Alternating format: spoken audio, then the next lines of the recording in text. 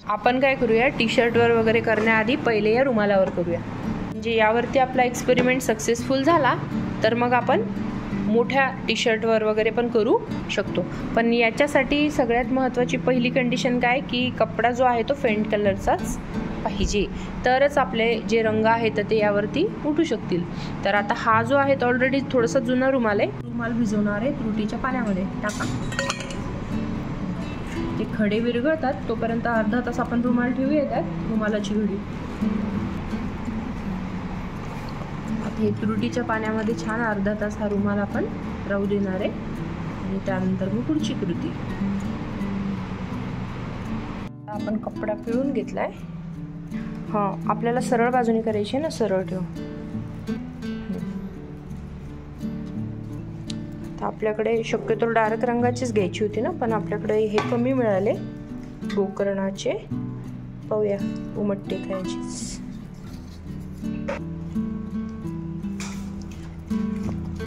आता ही डिझाईन आपल्याला उमटवायची आहे ना, मग त्याच्यामुळे ही बाजू रुमालावरती.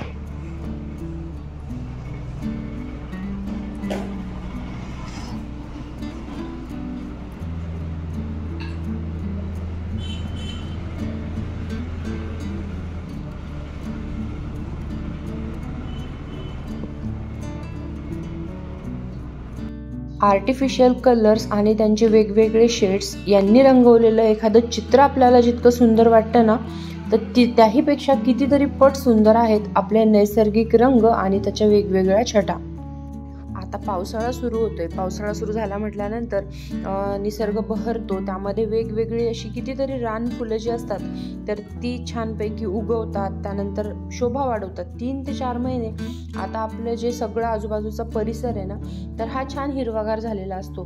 मग अशामध्ये फक्त डोळ्यांनीच या सौंदर्याचा आस्वाद घेण्यापेक्षा हा आमचा छोटासा प्रयोग की जे नॅचरल कलर आहेत, सुरुवातीला म्हणजे पूर्वी ज्यावेळेस आर्टिफिशियल कलर्स वगैरे यांचा शोध लागलेला नसेल तर त्यावेळेस जे लिखाण कामासाठी वगैरे जी शाई वापरल्या जायची, इंक वापरल्या जायची, मग ती कशापासून मिळत असेल वगैरे येते. तर या सर्वांवरती डिटेल चर्चा करून आज आम्ही ठरवलंय की चला आज आपण ह्या नैसर्गिक रंगांचा वापर करायचा, जे आपल्या फुलांचे पानांचे आहेत वेगवेगळे, आणि याचा वापर करून आम्ही ठरवलंय की आज मस्त रुमाल डेकोरेट करायचा.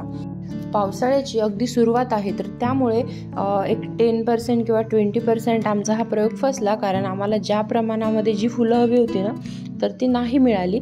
त्यामुळे जशी डिझाईन उमटायला हवी होती तर तेवढी ती नाही उमटू शकली. परंतु हा प्रयोग यशस्वी ठरतो का, खरंच आपण परमनंटली अशा प्रकारे जे रंग आहेत पानांचे फुलांचे हे कपड्यावर उमटवू शकतो का, तर हे तरी आम्हाला क्लिअर झालं. म्हणजे जेणेकरून फुलं किंवा पानं वेगवेगळी प्रकारची अवेलेबल झाल्यानंतर हा प्रयोग आपण करू शकतो.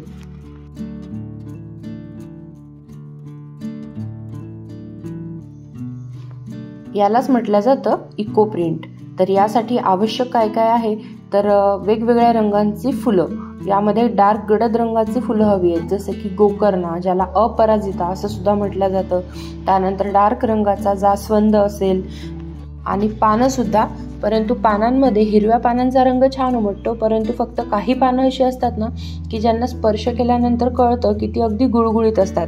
तर अशी पानं उमटण्यासाठी थोडीशी कठीण जातात. यासाठी फक्त हवी आहे थोडंसं रफ सरफेस, म्हणजे थोडीशी खरबड असलेली पानं, म्हणजे जेणेकरून त्यांची जी प्रिंट आहे ना तर ती अगदी व्यवस्थित अशी उमटते.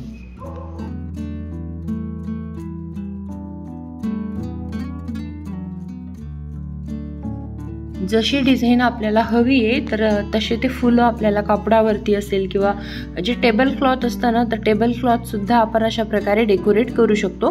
परंतु आम्ही पहिल्यांदाच हा प्रयोग करून पाहतो म्हणून आम्ही यासाठी निवडलेला आहे रुमाल. तर टेबल क्लॉथ असो किंवा टी शर्ट असो किंवा मग रुमाल असो, तर यासाठी जी फुलं आपण घेतलेली आहे तर ती सर्व अशी एक विशिष्ट रचना त्यांची म्हणजे डेकोरेट करून घ्यायचं आहे, त्यांची एक सुंदर डिझाईन बनवून घ्यायची आहे.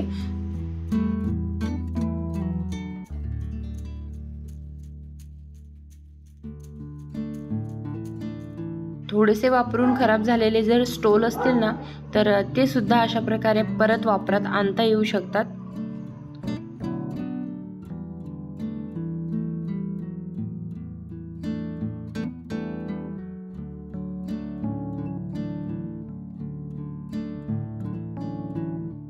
बऱ्याच वेळेस शाळेमध्ये सुद्धा सांगितलं जातं की टाकाऊपासून टिकाऊ किंवा मग ज्या नॅचरल वस्तू आहेत ना, तर पानं असतील, फुलं असतील, यांचा उपयोग करून काहीतरी टिकाऊ वस्तू बनवा.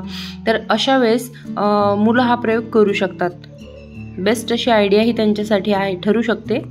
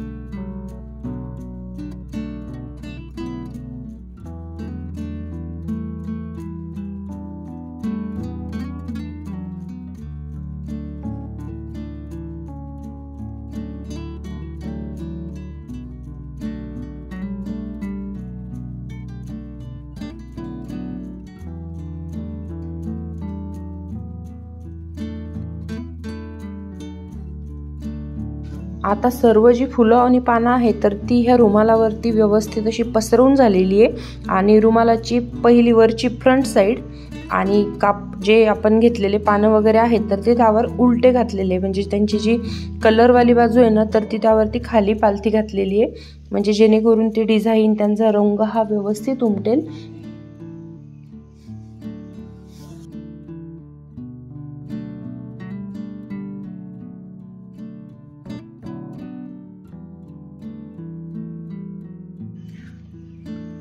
आणि आता जी फुलं पानं त्यावर अंथरलेली आहेत तर त्याचा रंग हा दुसरीकडे कापडावरती लागू नये म्हणून आता यावरती अशा प्रकारे जे प्लास्टिक आहे तर ते आथरून त्यानंतर ह्या कापडाची घडी घालून घेणार आहे, म्हणजे जेणेकरून ते जे आपण वापरलेले फुलं वगैरे आहेत तर ते इकडे दुसरीकडे कुठेतरी कपड्याला लागणार नाही आणि त्याचा रंग आहे ना तर तो मिक्स होणार नाही.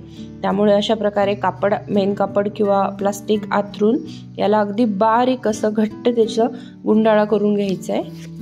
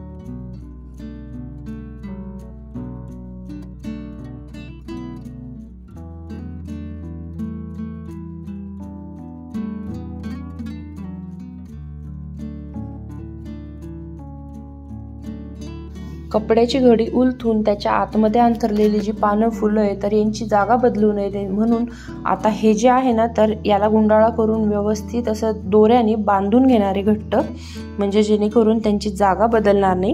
कारण आता हे पाणी उकळायला ठेवलेलं आहे, त्यामध्ये आपल्याला वाफवून घ्यायचे. तर मोठ्या वस्तू असतील, मोठा कपडा असेल तर साधारणपणे 30 ते 35 मिनटं, परंतु हा छोटासा रुमाल असल्यामुळे अगदी 15 ते 20 मिनटामध्ये सुद्धा सफिशियंट आहे याच्यासाठी.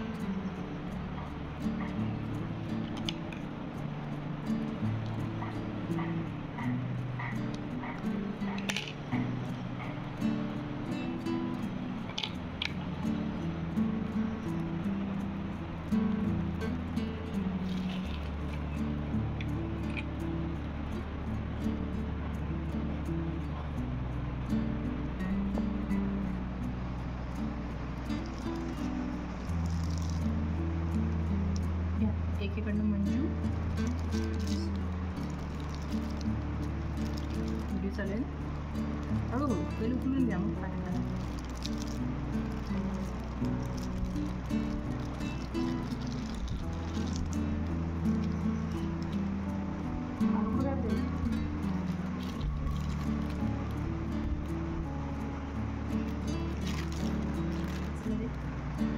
फुलं काय फुलं त्याला चिपकलेले.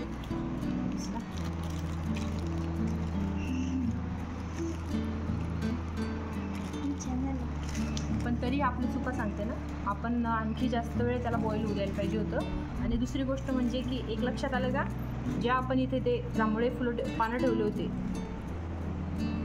ते थोडेसे हे जे आहे ना हे असे खरबडीत नव्हते, आणि हे जे पानं होते ना तर हे याचे होते पारिजातक, तर हे असे थोडेसे खरबड होते. याच्यावरती वॅक्सी लेअर होती, त्याच्यामुळे हे जितके उमटले तितके व्यवस्थित हे नाही उमटले. आणि डार्क फुलच पाहिजे, ते रेडवाला बघा, जांभळावाला बघा, छान आला ना. क्लिअर नाही आलं पण छान. नाही हे नाही आलं क्लिअर, नाही तर हे उमटली याची प्रिंट बऱ्यापैकी. बनवणार आहे मग आता मी पहिले वेस्टेजवर बनवा. मला हे आवडलं, मला पण हे पानं होते ना ते पारिजातकची.